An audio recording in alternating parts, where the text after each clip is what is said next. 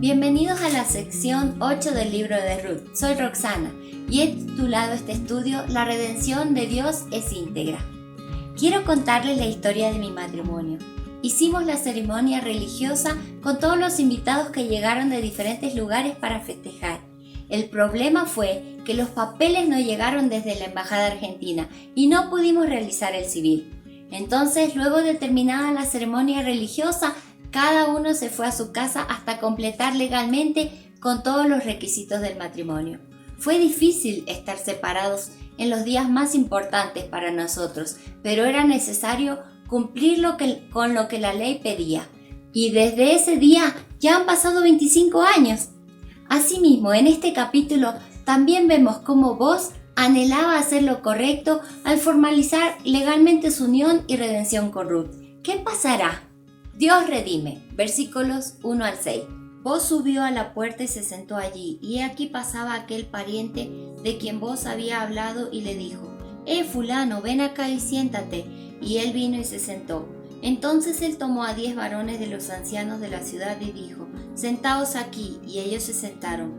Luego dijo al pariente: Noemí, que ha vuelto del campo de Moab, vende una parte de las tierras que tuvo nuestro hermano Elimelec, y yo decidí hacértelo saber y decirte que la compres en presencia de los que están aquí sentados y de los ancianos de mi pueblo. Si tú quieres redimir, redime, y si no quieres redimir, decláramelo para que yo lo sepa, porque no hay otro que redima sino tú y yo después de ti. Y él respondió: yo redimiré. Entonces replicó Boaz: el mismo día que compres las tierras de mano de Noemí, debes tomar también a Ruth la moabita, mujer del difunto, para que restaures el nombre del muerto sobre su posesión. Y respondió el pariente: no puedo redimir para mí, no sea que dañe mi heredad. Redime tú usando de mi derecho, porque yo no podré redimir. Boaz llega muy temprano a la puerta de la ciudad. En ese lugar se sentaban los jueces para determinar lo que estaba bien o mal, y era el lugar para realizar transacciones civiles y legales. Ellos decretaban lo que se debía hacer. Allí es donde se encuentra el pariente cercano de Noemí, y todos se sientan frente a los 10 ancianos para conversar sobre la redención de la tierra. En la tradición judía, la tierra era lo más importante, ya que era el sustento y la herencia familiar, y no se podía vender para siempre. Como Elimelec no tenía herederos, la propiedad sería automáticamente posesión permanente de quien actuara como Goel de Noemí. Boaz, respetando la ley y el orden, le informa al pariente cercano que quiere hacer todo de manera correcta y transparente, sin saltarse los principios de la voluntad de Dios. Pese a que Boaz sentía algo hacia Ruth, no se dejó llevar por sus emociones o deseos, sino que está dispuesto a hacer todo lo que la ley indicaba, mostrando así su compromiso. También Dios es fiel a su palabra. Dios no saltó su justicia. Dios obró en rectitud conforme a la palabra desde el principio. De ese mismo modo Dios hace lo que nosotros no podemos imaginar. Nos redime por amor, mandando a su Hijo a la cruz. Pero Dios también tenía que obrar en justicia. Alguien tenía que pagar nuestros delitos y pecados. Ese fue Cristo, que recibió la ira de Dios. Él recibió la sentencia que nosotros merecíamos por nuestros pecados. Él es el Rey de Reyes, es Dios soberano y también es fiel a su palabra. En la cruz se arregló nuestra situación legal. Cristo pagó con su preciosa sangre el precio que no podíamos pagar. Nos rescató. Él es nuestro Redentor y todo lo hizo por amor. Como dice en su palabra, Colosenses 2:13 y 14. Ustedes estaban muertos a causa de sus pecados, y porque aún no les habían quitado la naturaleza pecaminosa, entonces Dios les dio vida con Cristo al perdonar todos nuestros pecados. Él anuló el acta con los cargos que había contra nosotros y la eliminó clavándola en la cruz. La negociación entre el fulano y Boaz continúa, y Boaz le dice: si tú quieres redimir, redime, porque no hay otro sino tú y yo luego de ti. Y el pariente respondió: yo redimo. ¿Te imaginas qué sintió Boaz al oír esas palabras? Ambos estaban haciendo lo correcto. Eso decía la ley, pero Boaz explica que había algo más para considerar. ¿Ya sabes que Noemí tiene una nuera? Si vas a hacer tu parte como pariente redentor, también debes tomar a Ruth la Moabita como esposa. Esto cambió un poco las cosas. El pariente se detiene y dice, no puedo redimir. Posiblemente hay dos razones para hacerlo. Al ver que iba a tener que compartir su heredad, el fulano no quería redimir, porque no quería afectar su heredad. Está dispuesto a redimir la tierra, pero al oír que tendría que casarse con la viuda, se echó para atrás, ya que la hacienda era conveniente para aumentar la heredad de los hijos que ya tendría, mientras que el casamiento daría lugar a tener mayor número de herederos entre quienes repartirla. Así lo dijo claramente y renunció a sus derechos. No quería la responsabilidad de la provisión futura de la descendencia con Ruth si llegaba a tener hijos. Al ver que Ruth era moabita, Moab era un pueblo enemigo de Israel. Ellos no fueron hospitalarios cuando Israel quiso pasar por su territorio para ir a Canaán, y por eso había enemistad entre ellos. Cualquiera fuera la razón, esto abrió camino a Booz para redimir a ambas. Es increíble ver cómo Dios redime nuestra vida cuando vemos que no hay salida. Dios, a través de su Hijo, vence la adversidad. Versículos 7 al 10. Había ya desde hacía tiempo esta costumbre en Israel tocante a la redención y al contrato, que para la confirmación de cualquier negocio, el uno se quitaba el zapato y lo daba a su compañero, y esto servía de testimonio en Israel. Entonces el pariente dijo a Booz, tómalo tú, y se quitó el zapato. Y Booz dijo a los ancianos y a todo el pueblo, vosotros sois testigos hoy de que he adquirido de mano de Noemí todo lo que fue de Elimelec y todo lo que fue de Kelión y de Malón, y que también tomo por mi mujer a Ruth la Moabita, mujer de Malón, para restaurar el nombre del difunto sobre su heredad, para que el nombre del muerto no se borre de entre sus hermanos y de la puerta de su lugar. Vosotros sois testigos hoy. Si notaron en el pasaje, hay 10 ancianos que están presentes en toda la transacción.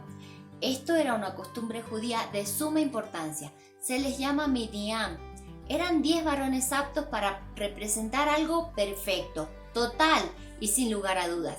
Ratificaban las transacciones legales y ejercían el papel de jueces en asuntos civiles. En estos versículos hemos visto que Booz consigue ser el redentor principal de Ruth y Noemí frente al pariente más cercano, y como consecuencia firmaron el contrato con el fulano, entregando la sandalia que simbolizaba la renuncia total sobre los derechos de la tierra en frente de los testigos. Sin embargo, como en la vida de Booz, creo que nuestra vida cristiana es un camino estrecho, escarpado, lleno de curvas y adversidades, y Booz se encontraba en una de esas curvas. Había la gran posibilidad de que el fulano redima. Booz, aunque obra legalmente en justicia, no sabe cómo resultará. Igualmente nosotros, cuando viajamos, queremos que nuestro camino sea tranquilo y que no existan inconvenientes. De la misma manera, nuestro camino está lleno de obstáculos y no siempre sabremos qué situación inesperada nos espera.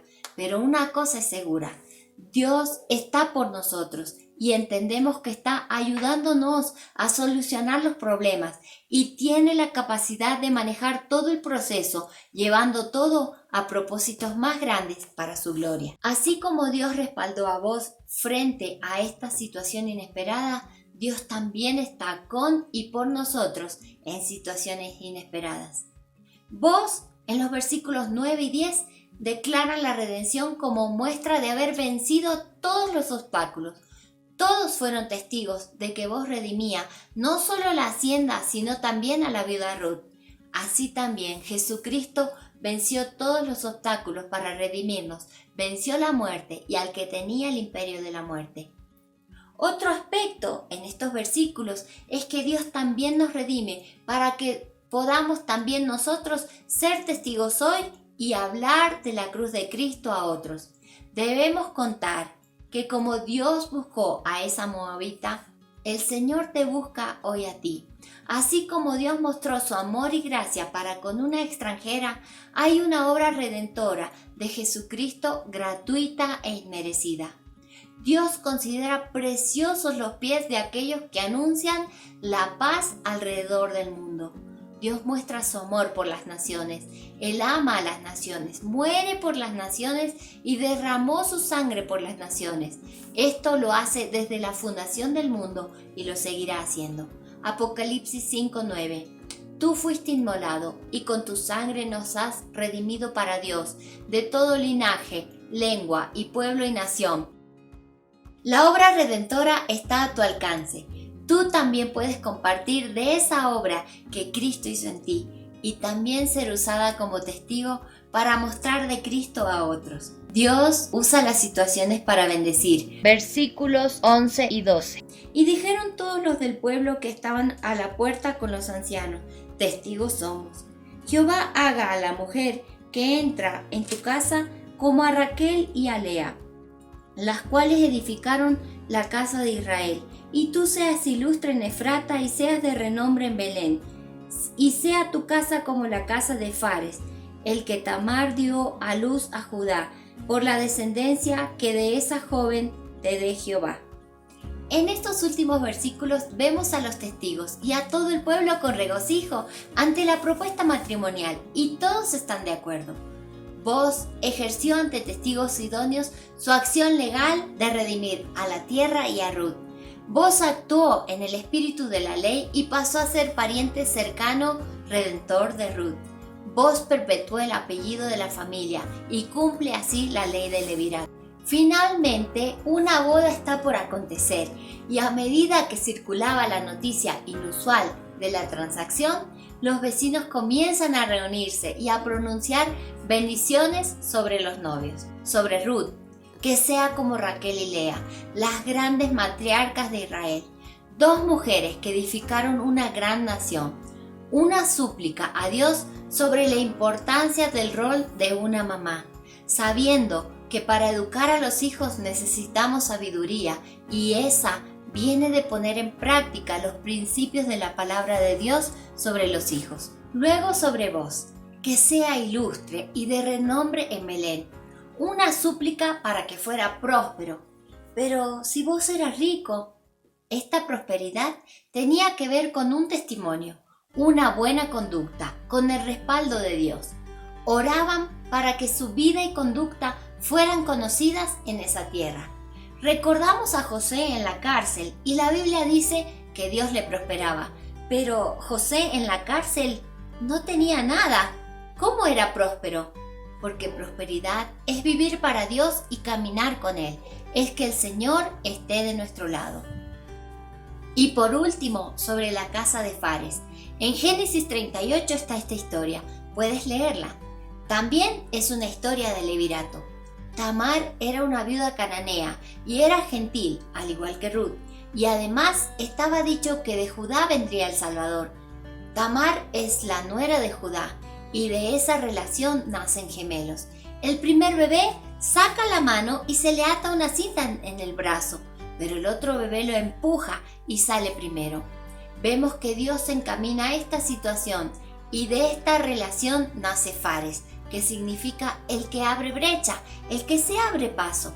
De esta forma continuaría la descendencia del Señor Jesucristo. La mención de Fares en la historia de Ruth tiene un propósito, porque el Salvador tenía que ser un descendiente de judíos y gentiles. Y vemos que Ruth era moabita, un pueblo repudiado de Israel, y la madre de Fares una cananea, el enemigo histórico de Israel. Para Cristo no hay nada imposible. Él puede redimir hasta las situaciones más adversas que hayamos tenido y las puede transformar para bendición. Ese es nuestro Redentor. A través de toda esta historia vemos que Dios lleva a cabo un plan más grande por medio de las circunstancias y se glorificará para hacer grande su nombre. Que Dios transforma nuestra tristeza en gozo por medio de las circunstancias, y un día pasaremos todas las adversidades de este mundo. Él enjugará nuestras lágrimas y nuestro gozo será eterno. Que Dios vence todas las adversidades para cumplir con su promesa, que fue y es la provisión de un Salvador. Dios te bendiga.